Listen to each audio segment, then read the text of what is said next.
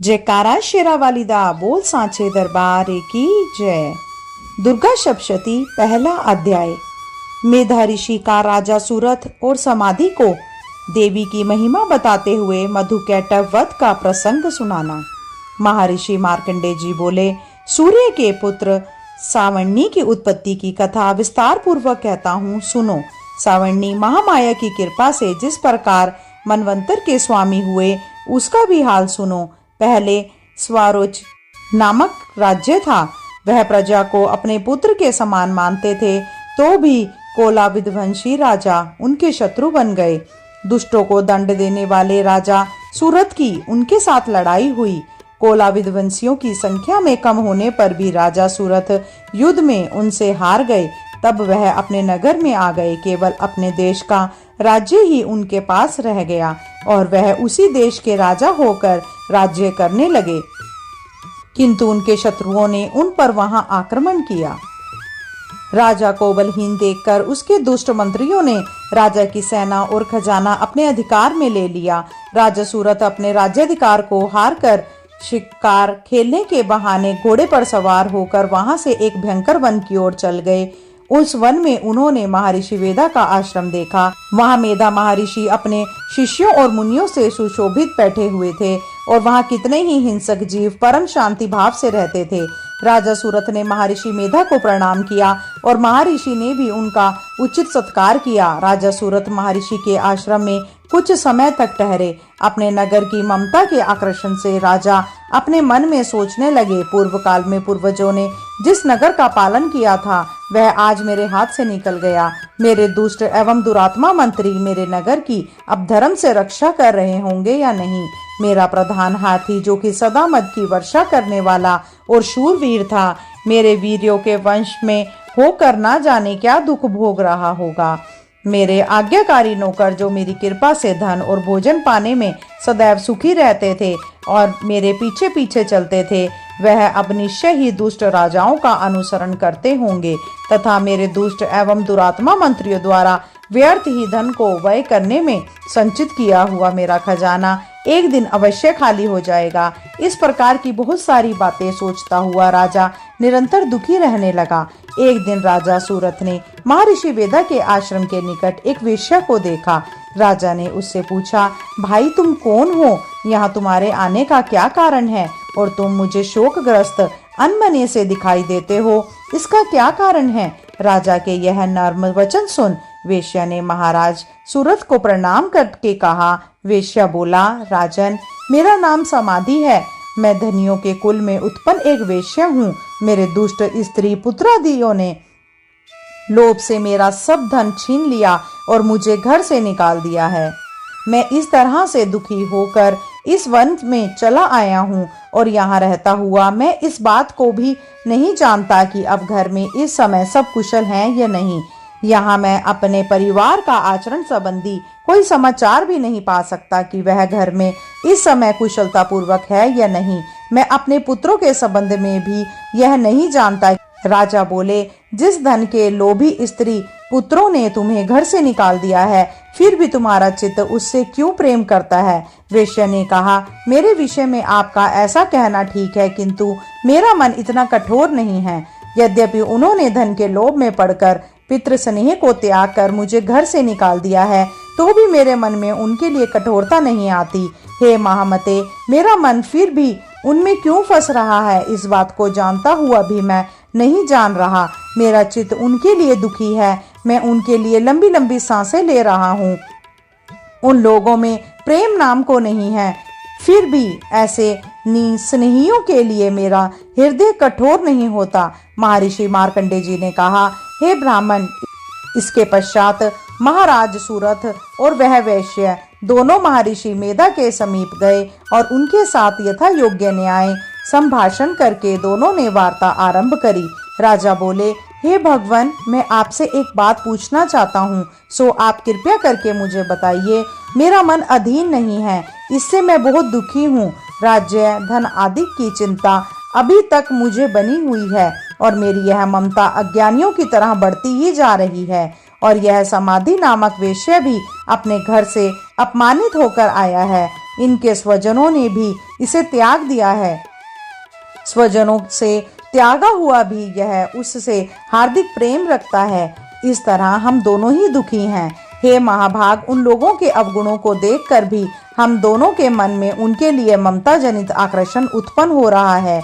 हमारे ज्ञान रहते हुए भी ऐसा क्यों है? अज्ञानी मनुष्यों की तरह हम दोनों में यह मूर्खता क्यों है? महर्षि वेदा ने कहा, विश्व मार्ग का ज्ञान सब जंतुओं को है। सबके लिए विषय पृथक पृथक होते हैं। कुछ प्राणी दिन में नहीं देख पाते और कुछ रात को, परंतु कुछ जीव ऐसे होते हैं जो दिन और रात दोनों में देख सकते हैं। यह सत्य है कि मनुष्यों में ज्ञान प्रधान है, किंतु केवल मनुष्य ही ज्ञानी नहीं होता, पशु पक्षी आदि भी ज्ञान रखते हैं। जैसे यह पशु पक्षी ज्ञानी है, वैसे ही मनुष्यों का ज्ञान है, और जो ज्ञान मनुष्यों में वैसे ही पशु पक्षियों में है, और अन्य बातें भी दोनों में एक जैसी दिखाई पड़ती हैं।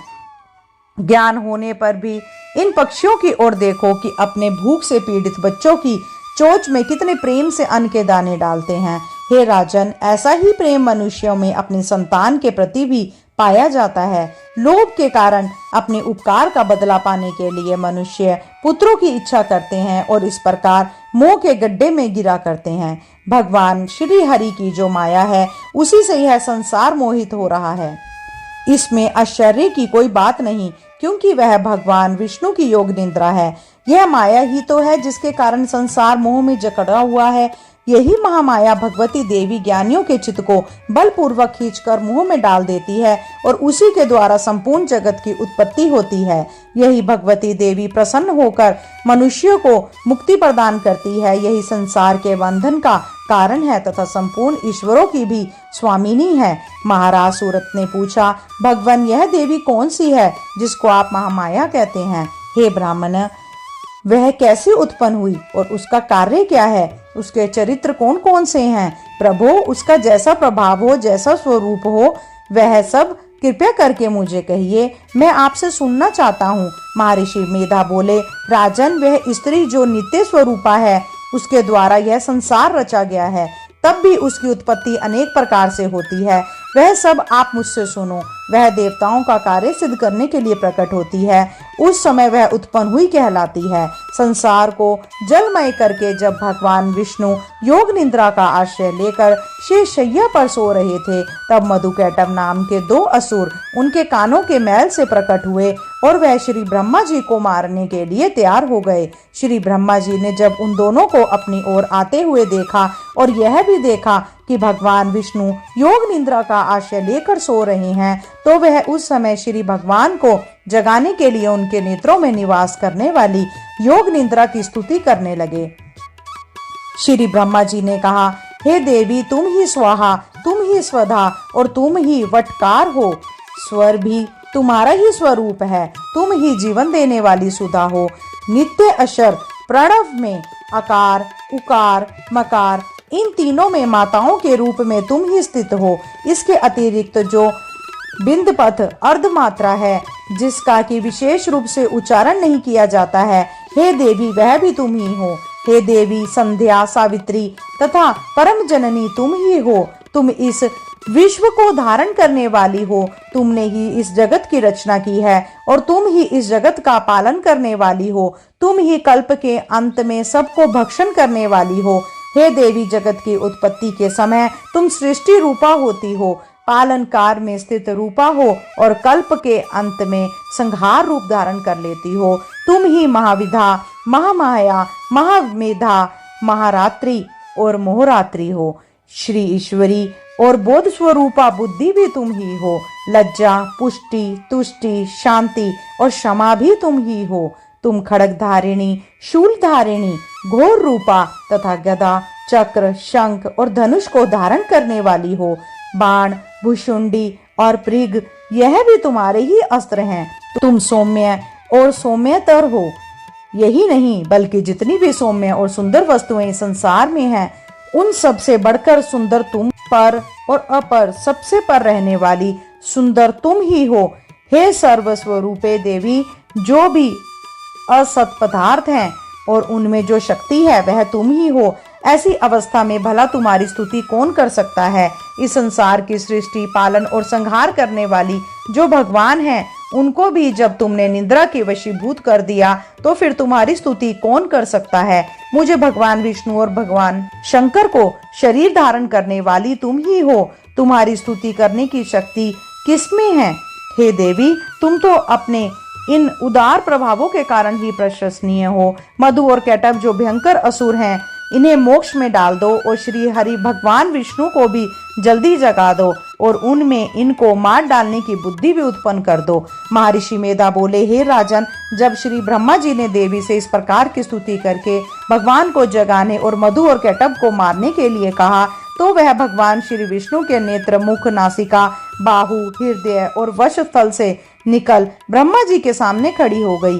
उनका ऐसा करना था कि भगवान श्री हरि तुरंत जाग उठे और दोनों असुरों को देखा जो कि अत्यंत बलवान और पराक्रमी थे और मारे क्रोध के जिनके नेत्र लाल हो रहे थे और जो ब्रह्मा जी का वध करने के लिए तैयार थे। तब क्रोध में हो उन दोनों दुरात्मा असुरों के साथ भगवान श्री हरि पूरे 5000 वर्ष तक लड़ते रहे। एक तो वह अत्यंत बलवान और पराक्रमी थे, दूसरे महामाया ने भी उन्हें मोह में डाल रखा था। अतः वह श्री भगवान से कहने लगे, हम दोनों तुम्हारी वीरता से अत्यंत प्रसन्न हैं, तुम हमसे कोई वर मांगो। भगवान ने कहा, यदि तुम मुझ पर प्रसन्न हो तो अब मेरे हाथों से मारे जाओ, बस इतना सा ही वर मैं तुमसे मांगता हूँ।